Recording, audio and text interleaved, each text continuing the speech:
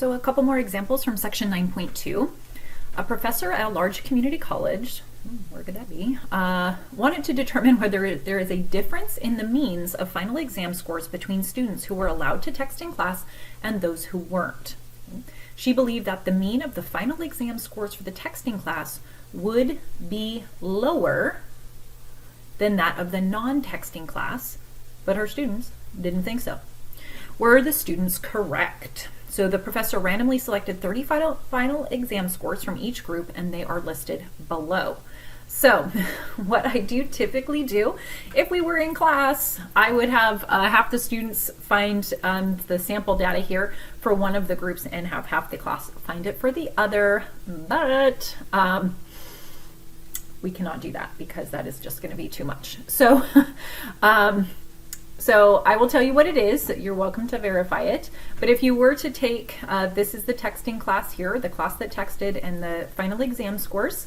So we are going to notice that our N is 30 and 1 is 30.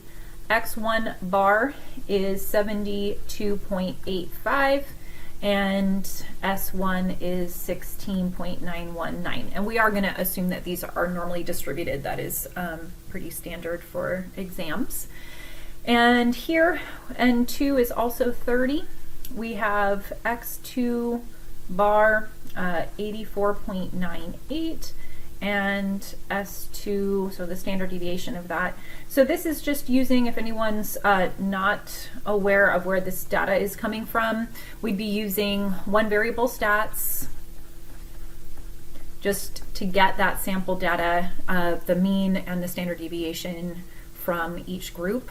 We can see that it is in fact higher. We can see that the mean is higher, but based on the standard deviation and the sample size, we need to still find out whether it's strong enough evidence. So make sure you have that. Obviously you're going to. You'll need it for what we do next. So null and alternative hypotheses here. You're welcome to take a guess. So always. In terms of the alternative here, because the texting class is mu1, we want to know is mu1 less than mu2. Now, if you happen to say like the non-texting class was mu1, that would be okay. You would just now have is mu1 greater than mu2. So you do have to pay attention if you make some differences like that. So our test statistic here, I don't know why I tried to head down here. There's nothing down here. T star is the difference between the two. So notice mu1 is the texting class, so 72.85 minus 84.98. And that is divided by this square root action.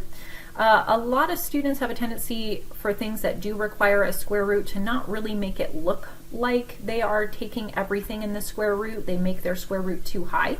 So just as a reminder, that notice how I'm like drawing this line all the way down here to show that that whole denominator, everything there is encapsulated in that. Now we can put this into the calculator all in one shot. If you did the numerator separately, this is not something I would typically do, but if you were to do that, you should have something like this, and then that's going to give you a negative 3.23. That, my friends, is a pretty strong test statistic if you think about it. I mean, if you think about it, that is pretty strong. That is sitting way out in the t distribution, and actually I shouldn't do, I'm making it look kind of normal, and for the sample sizes that we had, the n should really not be that flat. But anyway, we are just way out here. I mean, the point is just we are way out here in some little small piece at negative 3.23. So in terms of the p-value, which is what we want, we can think about this just like we did before. We can use TCDF. Our degrees of freedom, well, both of the n's are the same size, so neither one is smaller. So if we want to use the TCDF, we'll do this. And then we will go negative 1 E99 all the way up to negative 3.23, because that's what that value is out here, negative 3.23, very, very small. and then our degrees of freedom, which is 29. So that would give us the area under the t-distribution.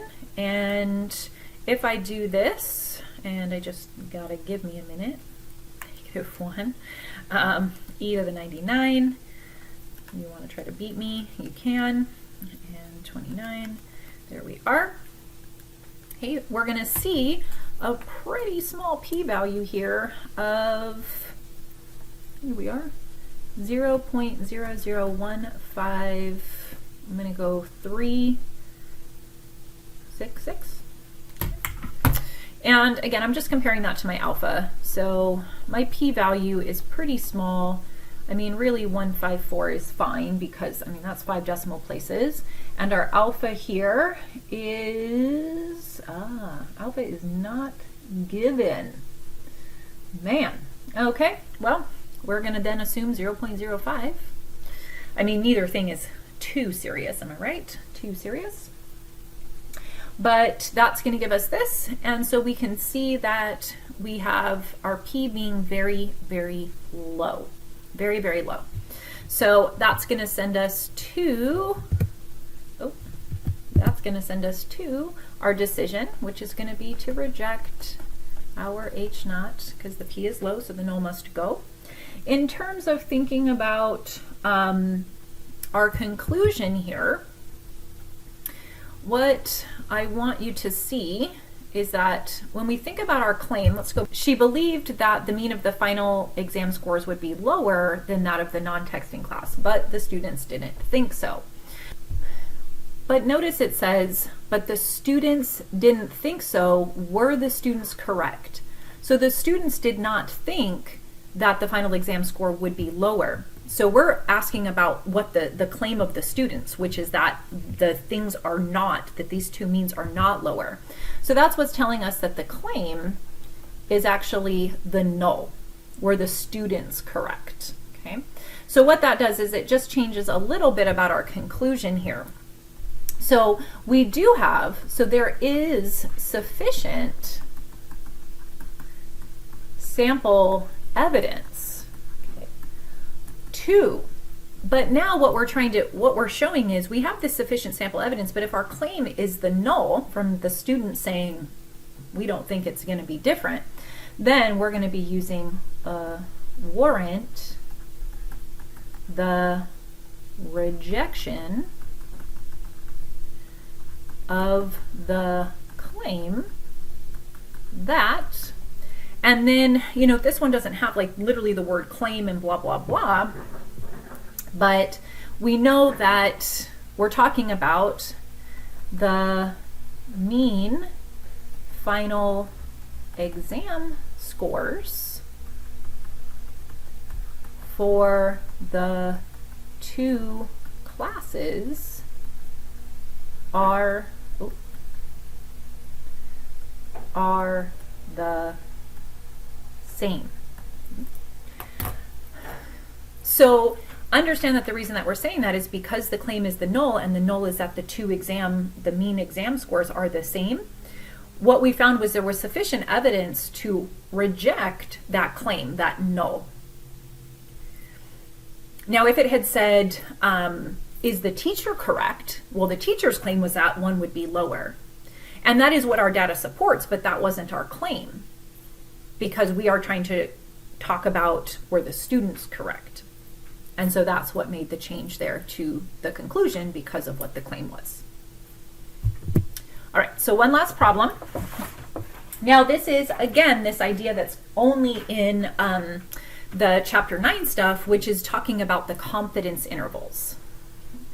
And what it is just looking at that true difference in the two means of your data by using the idea of, well, what is the difference in the means of the sample data? So we have our sample data minus error, difference in our sample data, adding the error, where this is the error. So notice it still has that idea of the standard error, which is part of the error, and then it just has a critical value, which we've talked about before. On the calculator, this can be done using 2 sample t interval. And just like any of the questions we've talked about, you're welcome to try that calculator function and see if you get the same thing that we get, at least in terms of making a conclusion and that sort of stuff. Okay, so we'll just do one example of this. We have the Gallup organization, very common polling company.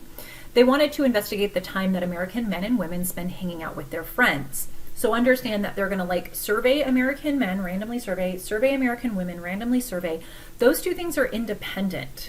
Okay, like sampling men over here, sampling women over here. There's no link between them. It's not like they're looking at a husband and then a wife, in some, or like they're looking at, I'm going to look at one randomly selected 20-year-old and then one female randomly selected 20-year-old, and compare the two of them in some way. We're just looking at a sample of men, a sample of women, independent samples.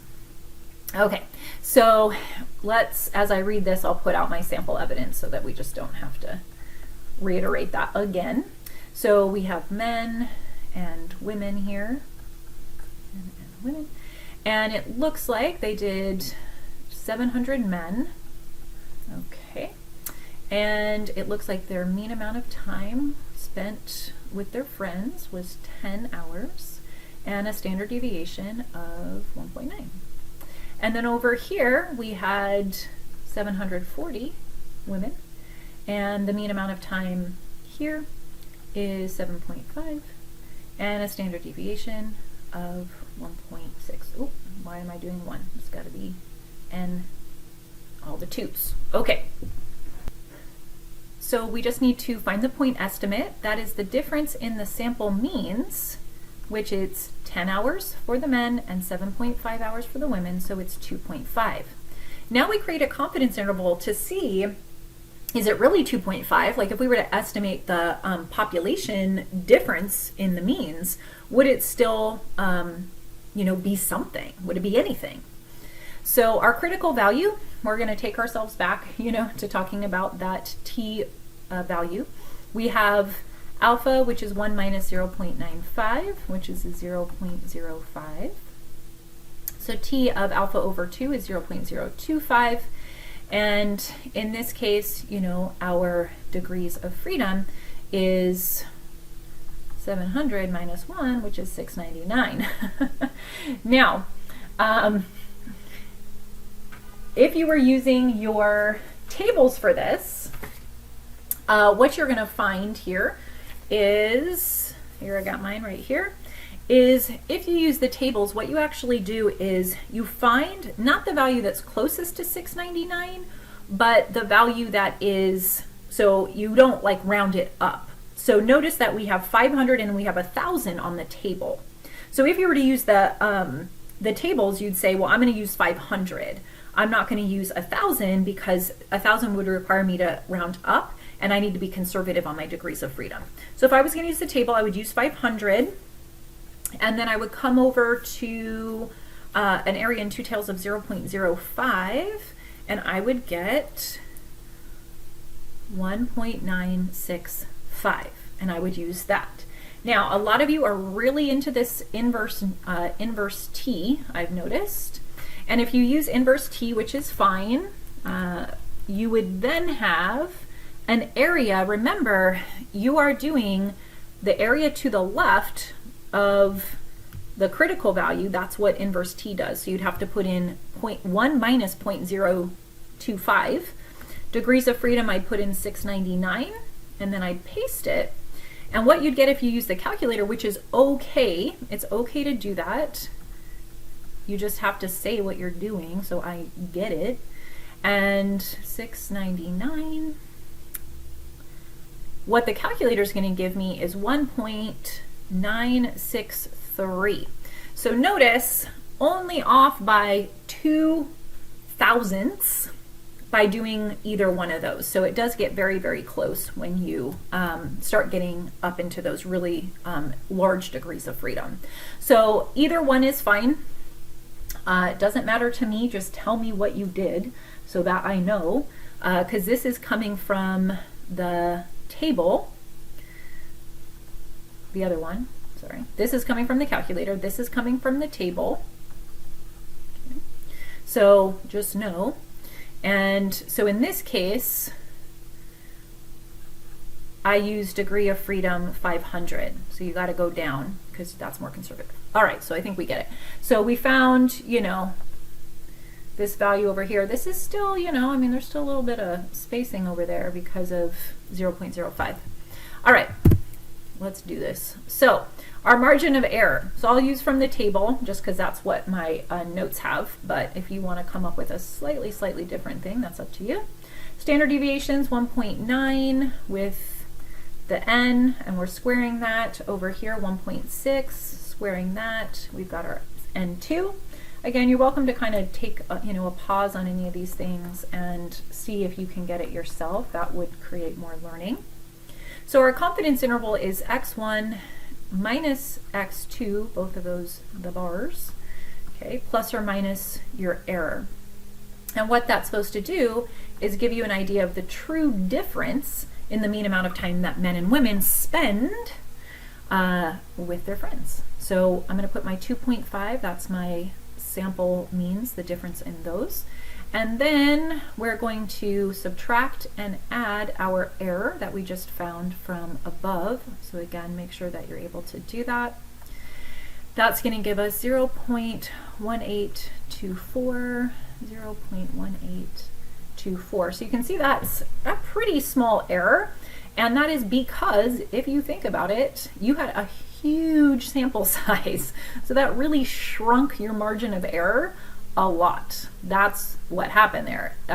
You know, dividing by these numbers really makes this whole piece quite small. And that's what creates that really small error.